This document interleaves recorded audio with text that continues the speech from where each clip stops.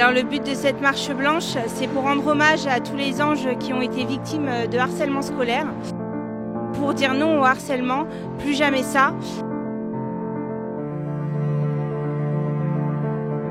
C'est une marche blanche qui ne sera pas silencieuse, c'est une marche blanche qui est là pour faire du bruit, pour éradiquer le fléau qu'est le harcèlement scolaire. On a besoin de se faire entendre pour que les choses bougent, pour que les gens prennent conscience que c'est dramatique, que des enfants meurent, que le harcèlement tue nos enfants et du coup ce n'est plus possible en fait. On ne peut pas voir mourir nos enfants. Ma famille a été touchée par le harcèlement puisque mon neveu de 12 ans s'est suicidé en novembre 2018 et suite à ça, notre famille a vécu un enfer.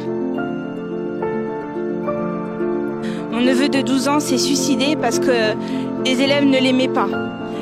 Il a subi du harcèlement scolaire dès la rentrée de 6e. Il a fabriqué sa propre corde et il s'est pendu devant la porte de sa chambre. C'est mon beau-frère, en se levant le matin, qui l'a découvert et qui a dû le décrocher. Imaginez-vous l'horreur de ce père quand il s'est levé pour aller réveiller ses enfants pour aller à l'école et qu'il a découvert son fils pendu en fait. Imaginez-vous l'horreur de la mère qui a trouvé son fils mort dans son lit.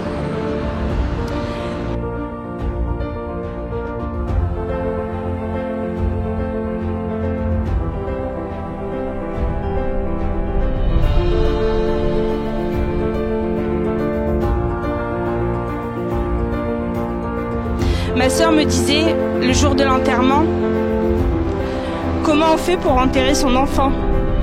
Je ne savais même pas quoi lui répondre. Qu'est-ce qu'on peut répondre à ça? Vous avez des mots pour dire quand vous perdez votre mari. Vous avez des mots pour dire quand vous perdez de l'argent, vous êtes pauvre. Vous avez des mots quand vous perdez vos parents, vous êtes orphelin. Dites-moi quel est le mot quand on perd son enfant.